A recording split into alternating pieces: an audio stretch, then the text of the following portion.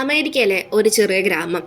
അവിടെയുള്ള ആളുകൾ വർഷത്തിൽ 3-4 പ്രാവശ്യം മാത്രം വലിയ വലിയ ബോട്ടുകൾ എടുത്തുകൊണ്ട് കടലിലേക്ക് മീൻ പിടിക്കാൻ വേണ്ടി പോകുന്നു. ഇങ്ങനെ പോകുന്നത് പലതരത്തിലുള്ള അപകടങ്ങൾക്കും കാരണമായേക്കാം. എല്ലാ വർഷത്തെ പോലെ ഒരു മത്സ്യത്തൊഴിലാളി കൂട്ടം ഇതുപോലെ കടലിലേക്ക് മീൻ പിടിക്കാൻ വേണ്ടി പോവുകയാണ്. 3 ആഴ്ചയോളം അവരെ അന്വേഷിച്ചു, പക്ഷെ അവരെ എങ്ങും കണ്ടെത്താൻ സാധിച്ചില്ല. 1991 നടന്ന യഥാർത്ഥ സംഭവത്തിനെ 1997 ദ പെർഫെക്റ്റ് സ്റ്റോം എന്ന പേരിൽ ബുക്ക് ഇറക്കുകയും അതേ പേരിൽ തന്നെ 2000 ഒരു ബയോഗ്രഫിക്കൽ ഡിസാസ്റ്റർ ചിത്രം ചിത്രീകരിക്കുകയും ചെയ്തു. അതാണ് ദ പെർഫെക്റ്റ് സ്റ്റോം. ഇന്ന് നമ്മൾ എക്സ്പ്ലെയിൻ ചെയ്യാൻ പോകുന്നത് ദ പെർഫെക്റ്റ് സ്റ്റോം എന്ന ചിത്രത്തിന്റെ കഥയാണ്. ഇനി കൂടുതൽ വലിച്ചു നീട്ടാതെ നമുക്ക് നേരെ കഥയിലേക്ക് കടക്കാം. ചിത്രത്തിന്റെ തുടക്കത്തിൽ 2 ബോട്ട് വരുന്നതാണ് നമ്മളെ കാണിക്കുന്നത്. മത്സ്യബന്ധനത്തിന് പോയിട്ടുള്ള 2 പേരുടെ ബോട്ടാണ് ഇത്. അതിലെ ഒരു ക്യാപ്റ്റന്റെ പേര് ബില്ലി എന്നും അടുത്ത ആളുടെ പേര് ലിൻഡ എന്നുമാണ്. ക്യാപ്റ്റൻ ബില്ലിയുടെ ടീമിൽ മൊത്തത്തിൽ 6 പേരാണ് ഉള്ളത്. അതിൽ ഒരാള് ക്യാപ്റ്റന്റെ ഗേൾ ഫ്രണ്ട് ആയ ക്രിസ്റ്റീനയാണ്. മത്സ്യബന്ധനത്തിന് പോയി തിരികെ വന്നവരെല്ലാവരും വളരെയധികം സന്തോഷത്തിലാണ്. അവർക്ക് വേണ്ടപ്പെട്ടവരെയൊക്കെ കുറെ നാളുകൾക്ക് ശേഷം കാണുകയും അവരോട് കുറെ കാര്യങ്ങൾ സംസാരിക്കുകയും ചെയ്യുന്നത് നമുക്ക് കാണാൻ സാധിക്കും. പക്ഷേ ആ സന്തോഷം അധിക നേരം ക്യാപ്റ്റൻ ബില്ലിക്ക് നിലനിൽക്കില്ല. കാരണം ബില്ലിയുടെ ബോട്ടിന്റെ ഓണർ അവിടേക്ക് വരികയും ശേഷം ബില്ലിയെ കുറേയധികം ശകാരിക്കുകയും ചെയ്യും.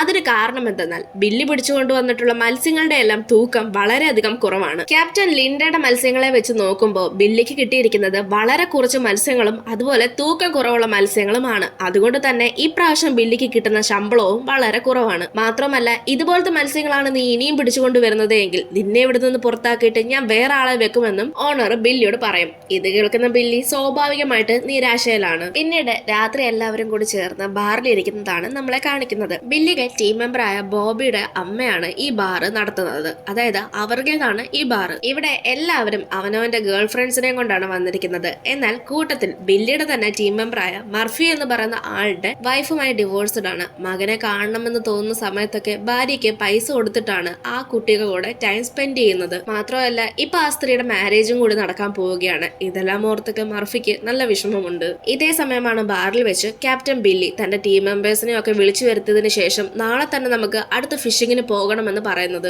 ഇത് കേൾക്കുന്ന എല്ലാവരും നമ്മൾ ഇപ്പോഴല്ലേ പോയിട്ട് വന്നത്, കുറച്ച് ദിവസമെങ്കിലും റെസ്റ്റ് വേണം എന്നെല്ലാം പറയും. ഇന്നരം ബില്ലി നിങ്ങൾക്ക് വരാൻ താല്പര്യമില്ലെങ്കിൽ നിങ്ങൾക്ക് പകരം ഞാൻ വേറെ ആരെങ്കിലും കൊണ്ടുപോകുമെന്ന് അവരോട് പറയും.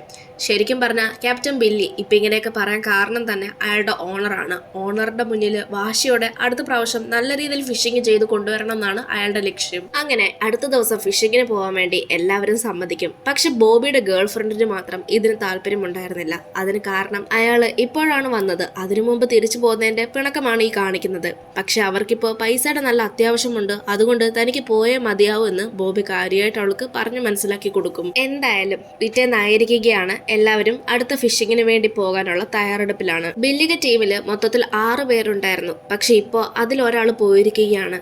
അതുകൊണ്ട് ഇനി ഒരാളെ ആവശ്യമുണ്ട്. അങ്ങനെ ബില്ലി ഡേവിഡ് എന്ന് പറയുന്ന ഒരാളെ സമീപിക്കും. ചില ആളുകൾ തമ്മിൽ എപ്പോഴും കീരിയും പാമ്പോ നമ്മൾ പറയില്ലേ, അതുപോലെയായിരുന്നു ഡേവിഡും മർഫിയും. എന്തായാലും എല്ലാവരും അവരവർക്ക് വേണ്ടപ്പെട്ടവരോടെല്ലാം യാത്ര പറഞ്ഞതിനു ശേഷം മുൻപോട്ട് പോകും. ഇവിടെ വെച്ച് നമുക്ക് ക്യാപ്റ്റനെ പറ്റിയുള്ള കൂടുതൽ കാര്യങ്ങൾ അറിയാൻ സാധിക്കുന്നുണ്ട്. ശരിക്കും പറഞ്ഞാൽ ക്യാപ്റ്റൻ ബില്ലി ഫ്ലോറിഡയിൽ ജനിച്ചു വളർന്ന ഒരാളാണ്. അയാളും അയാളുടെ ഫാമിലിയും ഒക്കെ കുറെ നാൾ ഫ്ലോറിഡയിലായിരുന്നു. എന്നാൽ ഫാമിലിയിൽ ഏറ്റവും കൂടുതൽ ഫിഷിംഗ് ഇഷ്ടപ്പെട്ടിരുന്നത് ക്യാപ്റ്റന് മാത്രമായിരുന്നു.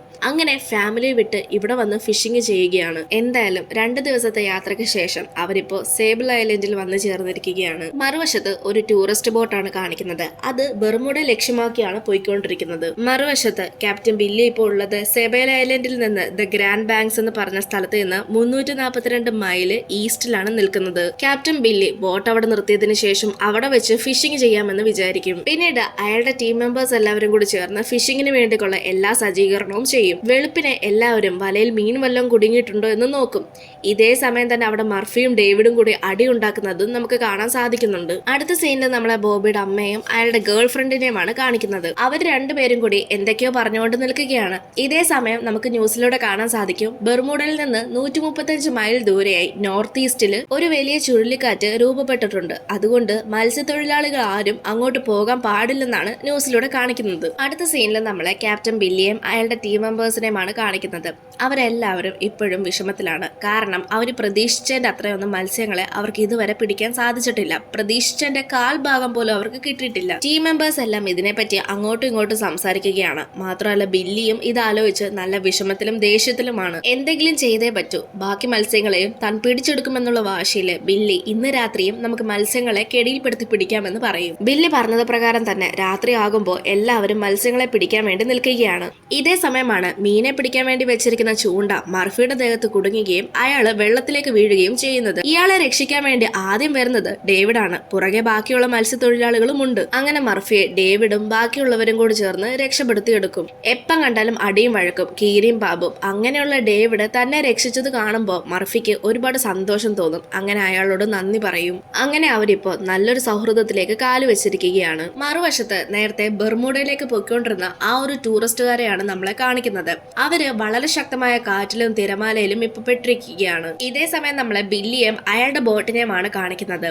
ഒരു ഘട്ടം എത്തുമ്പോൾ അവരുടെ ബോട്ട് വലിയ തിരമാലകൾക്കിടയിൽ പോയി പെടുകയും എന്നാൽ ഭാഗ്യം കൊണ്ട് മാത്രം അവരെങ്ങനെയൊക്കെ അതിൽ നിന്ന് രക്ഷപ്പെടുകയും ചെയ്യും. പിന്നീട് ബില്ലിയുടെ ടീം മെമ്പേഴ്സിനെയാണ് കാണിക്കുന്നത്.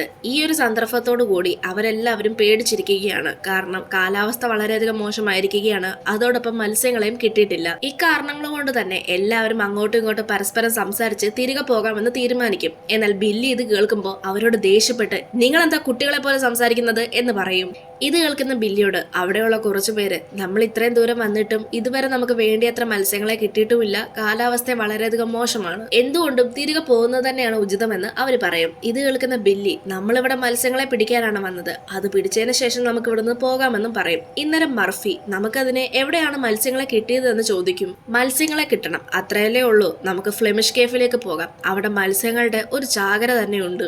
ഇത് കേൾക്കുന്ന എല്ലാവരും ഒന്ന് ഭയപ്പെടും. കാരണം സമുദ്രത്തിൽ തന്നെ ഏറ്റവും അപകടമേറിയ ഒരു സ്ഥലമാണ് ഫ്ലെമിഷ് കേവ്. മാത്രവുമല്ല ഇവിടെ ഏത് നിമിഷം എപ്പ വേണേലും ചുഴലി കൊടുങ്കാറ്റ് എല്ലാം വരാൻ സാധ്യത കൂടുതലുള്ള സ്ഥലം കൂടിയാണ്. എന്നിട്ട് ബില്ലി പറയും ഒന്നുകിൽ നിങ്ങൾ എല്ലാവരും എന്റെ കൂടെ ഫ്ലെമിഷ് കേഫിലേക്ക് വരും, അവിടെ വന്ന് മത്സ്യങ്ങളെ പിടിച്ചുകൊണ്ട് നമുക്ക് തിരികെ പോകാം, അതല്ല ഇവിടുന്ന് തിരികെ പോയാൽ വെറും കൈയോടെ തന്നെ നമ്മൾ തിരികെ പോകേണ്ടതായിട്ട് വരും. വീണ്ടും ഓണറിന്റെ കയ്യിൽ നിന്ന് ചീത്തയും കിട്ടും, നമ്മളെ എല്ലാവരും ഒന്നും അല്ലാത്തതുപോലെ കാണുകയും ചെയ്യും. ഇതൊക്കെ പറയുമ്പോൾ അവരും ഇയാളുടെ ഒപ്പം വരാൻ തയ്യാറാകും. പിന്നീട് ബില്ലി ലിൻഡയോട് അതായത് ക്യാപ്റ്റൻ ലിൻഡയോട് തങ്ങൾ ഫ്ലെമിഷ് കേഫിലേക്ക് പോവുകയാണെന്ന് വിളിച്ചു പറയും. ഇന്നരം ലിൻഡ പറയുന്നുണ്ട് അവിടേക്ക് ഇപ്പൊ പോകണ്ട എന്ന് പറഞ്ഞ് വാൺ ചെയ്യും. പക്ഷെ അതൊന്നും ബില്ലി കാര്യമാക്കി എടുക്കില്ല.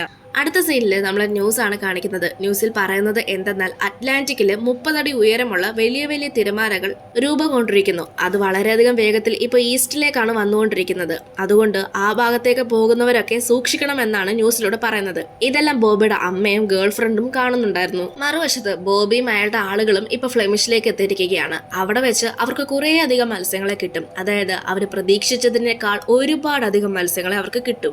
പക്ഷെ മത്സ്യങ്ങൾക്ക് വേണ്ടി ഐസ് ഉണ്ടാക്കുന്ന മിഷൻ കേടായതുകൊണ്ട് അവർക്ക് മത്സ്യങ്ങളെ ഇനി കൂടുതലായി പിടിക്കാൻ സാധിക്കില്ല. ഐസ് ഇല്ലാതെ മത്സ്യങ്ങളെ പിടിച്ചേക്കാൻ കാര്യമില്ല. കാരണം അവിടെ എത്തുമ്പോഴേക്കും മത്സ്യങ്ങളെല്ലാം ചീത്തയായി പോകും. അതുകൊണ്ട് അവർ തിരികെ പോകാമെന്ന് തീരുമാനിക്കും. തിരികെ പോകാൻ മാപ്പെടുക്കുന്ന സമയത്താണ് പോകുന്ന വഴിയിൽ ഒരു വലിയ കൊടുങ്കാറ്റ് രൂപപ്പെട്ടു എന്നുള്ള കാര്യം ഇവര് മനസ്സിലാക്കുന്നത്. ബില്ലി തന്റെ ടീം മെമ്പേഴ്സിനോട് ചോദിക്കുന്നുണ്ട് കാലാവസ്ഥയൊക്കെ ശരിയായിട്ട് പോയാൽ മതിയോ അതോ അതും താണ്ടി പോകണോ എന്ന്. ഇത് കേൾക്കുന്ന അവരെല്ലാവരും പറയുന്നത് എന്തെന്നാൽ ഐസിന്റെ കുറവ് കാരണം നമുക്കിവിടെ നിൽക്കാൻ സാധിക്കില്ല, മീൻ കൂടുതലും ഐസ് കുറവുമാണ്, അതുകൊണ്ട് എത്രയും പെട്ടെന്ന് തിരികെ പോയാൽ മതിയാകുമെന്ന് എല്ലാവരും പറയും. എന്ന് വെച്ചാൽ ആ കൊടുങ്കാറ്റിന്റെയും വലിയ വലിയ തിരമാലകളുടെ ഇടയിൽ കൂടെ തങ്ങൾ പോകാൻ തയ്യാറാണെന്നാണ് അവർ പറയുന്നത്. മറുവശത്ത് നമ്മളെ ബെർമുഡയിലേക്ക് പോയിക്കൊണ്ടിരുന്ന ആ ഒരു ടൂറിസ്റ്റ് ബോട്ടാണ് കാണിക്കുന്നത്.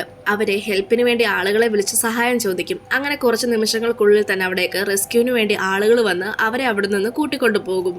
മറുവശത്ത് ഇപ്പൊ ബില്ലിയുടെ ബോട്ടാണ് കാണിക്കുന്നത്. വലിയ വലിയ തിരമാലകളെ ഒന്നും വകവെക്കാതെ അവർ മുൻപോട്ട് വന്നുകൊണ്ടിരിക്കുകയാണ്. ഇതേ സമയം മറുവശത്ത് ലിൻഡയ്ക്ക് സിഗ്നൽസ് കിട്ടുകയാണ്. അതായത് ഇവര് വരുന്ന അതേ ദിശയിലേക്ക് തന്നെ വലിയ സുനാമികളും തിരമാലകളും ഒക്കെ വരുന്നുണ്ട്. ഇത് ലിൻഡ ബില്ലിയെ വിളിച്ച് ഇൻഫോം ചെയ്യാൻ ശ്രമിക്കുന്നുണ്ടെങ്കിലും കണക്ഷൻസ് കിട്ടുന്നുണ്ടായിരുന്നില്ല. കണക്ഷൻസ് കിട്ടാത്തത് കൊണ്ടും അവർ അപകടത്തിൽ പെടുമെന്ന് അറിഞ്ഞതുകൊണ്ടും ലിൻഡ ഇക്കാര്യം വിളിച്ച് റെസ്ക്യൂ ടീമിനെ അറിയിക്കും. അവരുള്ള ലൊക്കേഷൻ പറഞ്ഞു കൊടുക്കും. ശേഷം റെസ്ക്യൂ ടീം ഇവരെ റെസ്ക്യൂ ചെയ്യാൻ വരുന്ന അതേ സമയം തന്നെ അവർക്ക് ഹെലികോപ്റ്ററിന്റെ പെട്രോൾ തീരുകയും അവരെല്ലാവരും ലാസ്റ്റ് വെള്ളത്തിലേക്ക് എടുത്ത് ചാടേണ്ടതായിട്ടും വരും. മറുവശത്ത് ബില്ലിയുടെയൊക്കെ ബോട്ട് ഇപ്പോ ആ തിരമാലകൾക്കിടയിൽ പെട്ടിരിക്കുകയാണ്. ഇനിയും മുൻപോട്ട് പോകുന്നത് ആപത്താണെന്ന് മനസ്സിലാക്കിയ ബില്ലി ബോട്ട് തിരിക്കും. ഇതേ സമയം കൂട്ടത്തിലുള്ള ഒരാള് നമ്മളപ്പോ പിടിച്ച് ഇത്രയും മീനുകളെ എന്ത് ചെയ്യുമെന്ന് ചോദിക്കുമ്പോൾ നമുക്ക് ഇനിയും ഇതുപോലെ മീനുകളെ പിടിക്കാൻ സാധിക്കും. ലോകത്തുള്ള എല്ലാവരും നമ്മൾ പിടിച്ചത് കണ്ട് ഞെട്ടിപ്പോകും. പക്ഷേ ജീവൻ പോയി കഴിഞ്ഞാൽ അത് പോയതാണ്.